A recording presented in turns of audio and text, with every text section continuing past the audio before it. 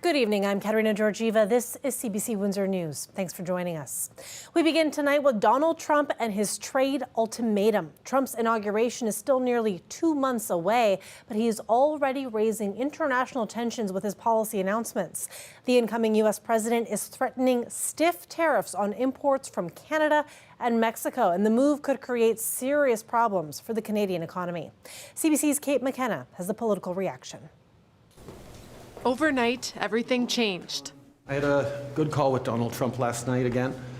We obviously talked about laying out the facts, talking about how the intense and effective connections between our two countries flow back and forth. President-elect Donald Trump has thrown his first curveball at Canada since his win earlier this month. Yesterday, he posted online saying, "On January 20th, as one of my many first executive orders, I will sign all necessary documents to charge Mexico and Canada a 25% tariff on all products coming into the United States and its ridiculous open borders," saying tariffs would stay in place until both countries crack down on immigrants and toxic drugs illegally crossing the border. More than 3/4 of Canada's exports are sent to the U.S. Trump's proposal could be catastrophic for jobs. We cannot start a war, and we have to do everything we can to not have these tariffs. It's like a family member stabbing you right in the heart. This will be devastating to workers on both sides of the border. Canada's public safety and finance ministers say they're working on a plan which will include boosting border security. We have in recent days worked with the RCMP and Border Services about continuing to support them in terms of acquiring new technologies, drones, helicopters, additional human resources. And could include retaliatory tariffs. Our government will always defend the national interest. I only care about Canada. Conservative leader Pierre Poilievre says Trump's threat is unjustified, but called on Trudeau to tighten border security and stop the illegal importation of fentanyl. We trade more with the U.S. than we do with the rest of the world combined. I will do what is necessary to preserve and protect that relationship above all others. Canadian officials also say that if Trump does move forward with these tariffs, he risks hurting Americans in addition to Canadians. The Prime Minister and the Premiers are set to meet tomorrow to discuss what comes next. Kate McKenna, CBC News, Ottawa.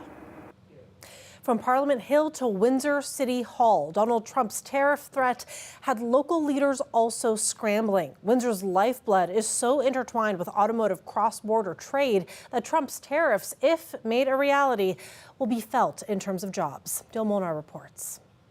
Donald Trump's threat to impose 25% tariffs on Canadian goods left many leaders in Windsor reeling.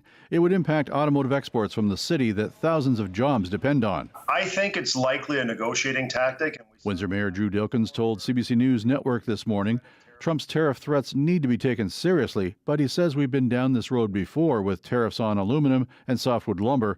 He says Team Canada needs to work at the negotiating table once again and remind the U.S. what it has to lose. I really believe that the impact certainly is not just to my country and my city and my region. It also stands to have a huge impact on workers in Detroit and Michigan, Ohio, Indiana, and Kentucky. And so there's lots to lose on both sides of this tariff war. And of course, you would expect any country that is seeing tariffs applied like Canada, we'd simply have a retaliatory measure like happened last time. Automotive Parts Manufacturers Association President Flavio Volpe also says it's important to find out what Trump really wants, and our strength is what the U.S. needs from us. Oil and gas from Alberta is going to be important, aluminum from Quebec, uranium from Saskatchewan, and fresh water from BC. We'll be okay. Volpe also says tariffs like this would hurt Stellantis, Ford, and the battery plant in Windsor. But Trump has said he would impose tariffs as a way of getting Canada to do something about the illegal migration to the U.S. from Canada. Windsor West MP Brian Massey says the federal government does need to invest more in border security. So we used to have more integrated capacity with the U.S. Border Patrol agencies, and so they would do binational work with regards to investigation for guns, drugs, smuggling. And so some of that work that goes back and forth on our border is done to create economic strength for the undercurrent world and so forth. And so more officers on the border that eliminate some of that stuff coming into our country could also even eliminate some of the stuff going back into the United States. Massey has succeeded in getting an emergency debate in the House of Commons scheduled for Tuesday night to discuss the impact of the tariffs. Tonight's debate will be about getting to the heart of the difficult discussions that we have with the United States coming up, and to get the public aware about the challenges and the dangers and the obstacles that we might have with this administration. There's lots of jobs at stake if this isn't done correctly. Dale Molnar, CBC News, Windsor. The possibility of tariffs is already having an impact in Canada. The value of the loonie fell in early trading today, but rebounding. CBC's Peter Armstrong has more on the economic outlook and the likelihood of Donald Trump following through with his threat. The sheer volume of trade between Canada and the U.S. is staggering. The numbers are almost too big to comprehend. Add up all the oil, all the cars, lumber, steel, and grain. Canadian exports to the U.S. total more than $600 billion a year. But if you zoom in, you'll find individual businesses now bracing. Farmers like Manitoba's Landon Friesen. We're hauling wheat down into North Dakota here. We have about 150 loads to make. We're about 20 loads into our winter hauling. He's worried about the proposed tariff, but grain farmers are a pretty unflappable bunch. I'm feeling optimistic. I think it'll be okay as long as we don't run around with our heads cut off about this and freak out. Grain exports are a fraction of Canada's oil exports. Canadian oil powers the U.S. economy. The industry is so critical that many just assumed energy products would be exempt. But Trump has reportedly said oil and gas will face the full weight of the tariffs. In such a deeply intertwined economy, that will drive up costs for American consumers. Of all the allies around the world, nobody is more economically and commercially aligned than Canada and the U.S. That's a strength here. Canada imposed retaliatory tariffs on the U.S. the last time Trump was president. But a big part of the Canadian response then was showing how U.S. tariffs on Canadian products impacts Americans. After all, a tariff is like a tax. It's paid by American businesses and consumers who import products. It would be a really substantial hit to both American consumers and American manufacturers. This trade expert says Americans support the idea of tariffs, but don't necessarily realize the cost. It may be the need to touch the hot stove, and people, when they get their grocery receipts and see it's a little bit more expensive all of a sudden, well, maybe they'll learn the lesson there. And he says he crunched the numbers and found this kind of sweeping tariff would be like imposing a $210 billion tax hike on Americans themselves. Peter Armstrong, CBC News, Toronto. Colette Kennedy joins us now for a quick look at weather. Colette, the sun graced us once again today. Yes, very nice to have a little bit of sunshine. And just taking a look at the temperatures, though, we are going to be seeing kind of a change. I know it's all relative, but if we consider that yesterday we went up to 10 degrees. So when we look at today's high, well, that's coming off of just after midnight, all right? So technically it was today, but it was in the overnight hours. And so far our low has been 3, but we are going to keep falling from there. In fact, we're finding our temperature overnight tonight is going to be closer to that number. I'll have all the details coming up, even wind chills, Katerina, to talk about. Thanks, Colette. We'll check back in with you. The legal battle between the city of Windsor and a U.S. developer is officially over. It all centered around the old Grace Hospital site. Fairmount Properties had planned to turn that spot into housing for international students at St. Clair College, but council nixed those plans about a year ago. And that led the Ohio-based developer to sue. But now, in a joint statement, the city and the company say the issue has been resolved amicably.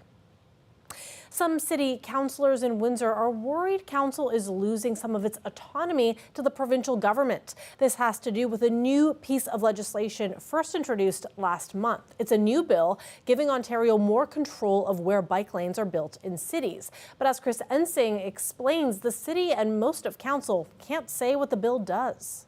Maybe you've heard of this new law in Ontario. Cities need to ask provincial politicians for permission to remove a traffic lane and replace it with a bike lane. There are fights playing out across Ontario about this, including Windsor. But city administration can't say exactly what this will mean for Windsor. And most of council, they haven't read the bill. So they decided to kick this debate off to January. I mean, they're not going to pass the legislation before the first meeting, our first meeting in January. But Ontario did, hours later, make this legislation into a law. So that raises the question, is Ontario moving at a pace that's too fast for city staff and council? No, I don't think so. At the end of the day, had he brought that motion forward, at an earlier meeting, one may have been able to digest what the contents of the bill. It was 28 pages long. The councillor that brought that forward is Kieran McKenzie. He warned council that he wanted to debate this at the next available meeting back in October.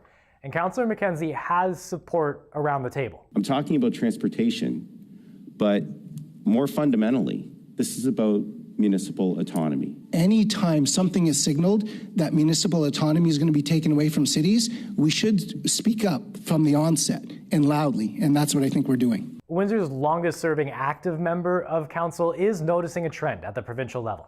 We exist at the leisure of the province of Ontario. However, we have traditionally had these decisions made in municipalities based on what's best for this municipality, not for what's happening in Toronto.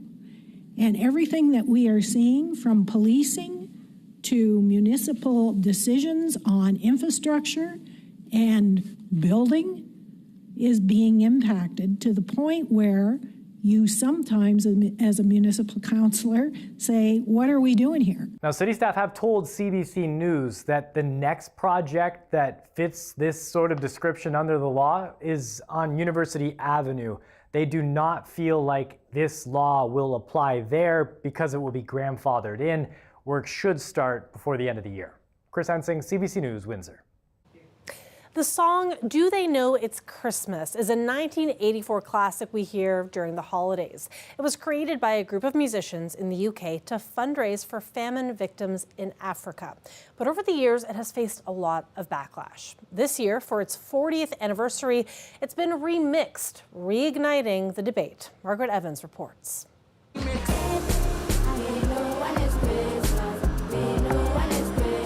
The annual Christmas season underway in London. With it, a would-be challenger to top the Christmas music charts. We know it's Christmas is musician Fuse ODG's reply to another re-release of the Band-Aid charity song for Africa, Do They Know It's Christmas?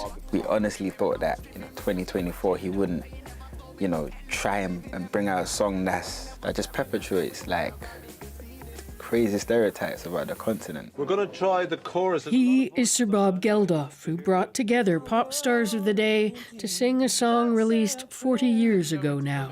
The relief effort for the famine victims in Ethiopia was boosted today by a new #1 in the charts. It led to Live Aid and is credited with the rise of celebrity fundraising. But critics, including Ghanaian British Fuse, say it distorts reality. Portraying the whole of the continent as a place of famine, poverty, war. Geldof has been defending it. The debate only happens because of this small pop song. Without it, that debate doesn't come anywhere. Over the past year, Band-Aid says it's awarded grants worth more than $5 million for projects in Ethiopia, Sudan, Chad, and Somaliland.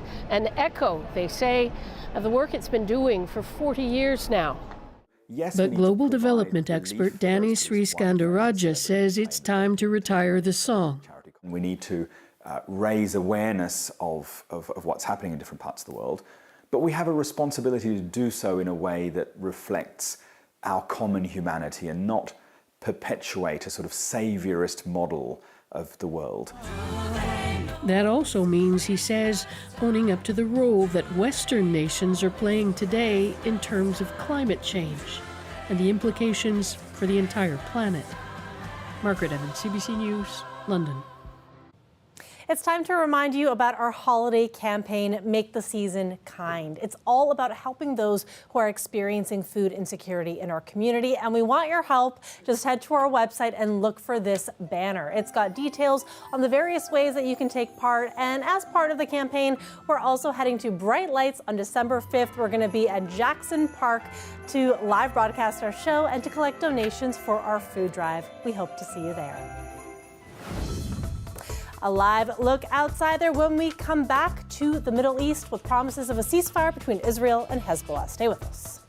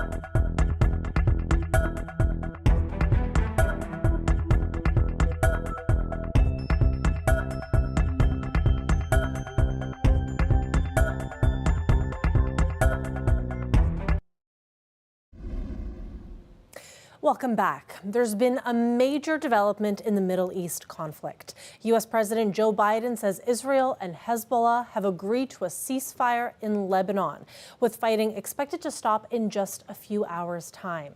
It's the first big step towards a truce in the region since fighting began after the October 7th attacks by Hamas. The CBC's Chris Reyes has the details. Today, I have some good news to report from the Middle East.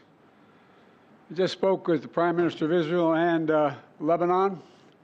I'm pleased to announce that their governments have accepted the United States proposal to end the devastating conflict between Israel and Hezbollah. The deal comes after nearly 2 months of intensifying conflict across Israel and Lebanon's shared border, following Hezbollah's attacks on Israel after October 7th. The fighting has displaced more than 1 million people in Lebanon and tens of thousands in northern Israel. President Joe Biden said that the deal will be effective early Wednesday and designed to be a permanent end to hostilities. And over the next 60 days, Israel will gradually withdraw its remaining forces. And civilians on both sides will soon be able to safely return to their communities and begin to rebuild their homes, their schools, their farms, their businesses, and their very lives. Prime Minister Benjamin Netanyahu released a pre-recorded address before President Biden's announcement. He listed these reasons why he believed now was the time for a ceasefire, to better focus on the Iranian threat, to replenish military resources, and to separate Hamas and Hezbollah to make it easier to retrieve hostages. He then attached this condition to any ceasefire. And if Hezbollah will rearm itself, we will attack. And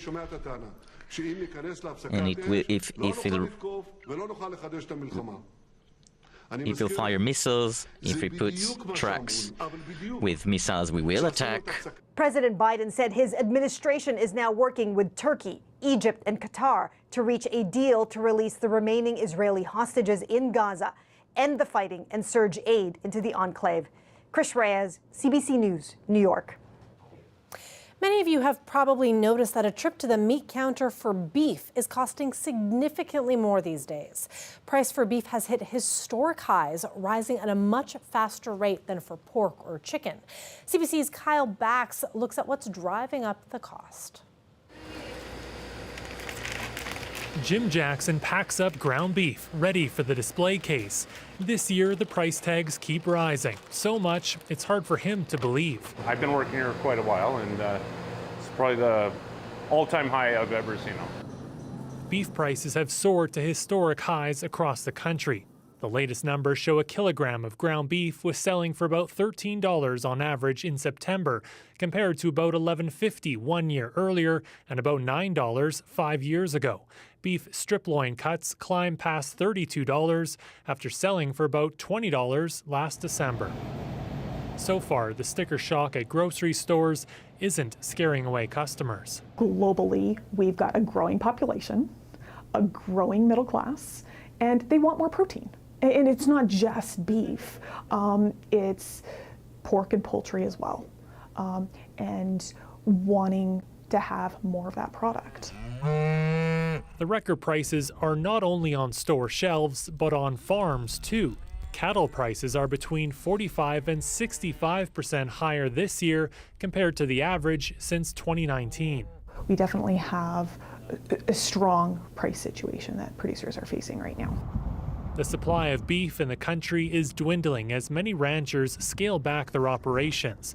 They have faced rising expenses of their own in recent years, including for feed because of drought conditions. And when you have fewer cows a couple years later, you're going to have higher beef prices because there aren't going to be the animals to provide the beef. For Jackson, he's cut his margins to try and keep prices in check. Our profit at the end of the day is less. I don't want to gouge customers. We're just doing our best. He hopes prices hold steady, especially during the busy holiday season. Kyle Bax, CBC News, Calgary.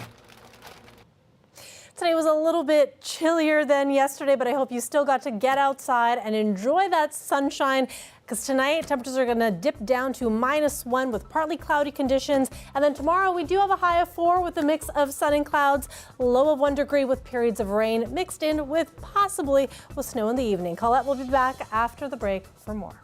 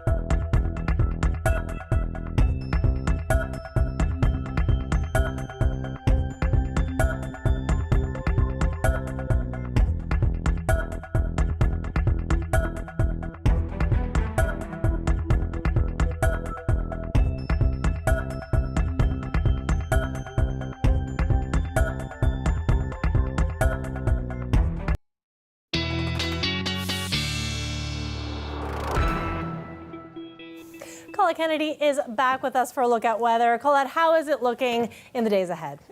Well, I mean, for the most part, we're kind of doing pretty well. We're sort of dodging a bullet in the sense of a pretty strong storm system that looks like it's going to stay to the south of us. So let's walk you through everything that's to come. Now, in the short term, not that much going on, except for the fact that we have to talk about wind chills, because overnight tonight, falling to a seasonal low of -1. And even though the winds will be backing off from some of the gusts today, where we had up around, in fact, even over 50 kilometers an hour, even though they back off, it's still enough to give us that wind chill of -6. So know that tomorrow morning is going to be a chilly feel to things and a cooler start. We'll get into more and more sun as the day wears on, so we get into kind of clearing skies, and then later in the afternoon should be partly to mostly sunny, and 5 degrees for the daytime high. So that's also kind of seasonal, but it's this system that's going to be moving towards us that if there's any little change in it coming a bit further north, that's going to throw the forecast in a different direction. For now, looking at those readings, yes, quite a departure from yesterday when we had the double digits, so it was still rather mild in the overnight hours last night. The look at the sustained winds showing that even the sustained winds are not as strong as they were, so at times still breezy through the overnight, and then tomorrow much more manageable in terms of what we'll be experiencing. And also notice that direction that we're getting into, or continuing that southerly flow before they flip around behind this next system on Thursday. So it's really tomorrow night into Thursday morning, where if we see a bit of a fluctuation, it won't be clear skies that we're getting into. It will be perhaps a little bit of a wintry mix. So the storm I'm talking about is still really taking shape and moving its way out of the Rockies. And as it starts to move across the mid portions of the U.S. and coming towards the Ohio Valley, you'll see it mostly as rain in the warmer sector. This is that clearing that we get into later tomorrow. And then it just kind of slides by, sort of cutting Lake Erie right in half. So as long as that stays along that path, it keeps that snow there and the wintry mix. But I would expect that maybe a little bit of light precipitation mixing rain and wet flurries comes in tomorrow night into Thursday morning before that pulls away. So just be aware of that. Maybe the roads Thursday morning, a few areas could be a little bit slick. There's a look at those overnight temperatures. Here we go Wednesday, 5 degrees. Thursday, not snowing all day unless that system moves northward, but definitely behind it, it kind of opens the door to allow much colder air to be moving in. Thanks so much, Colette. Appreciate it. And thanks to you all for watching. We will see you back here tomorrow. Good night.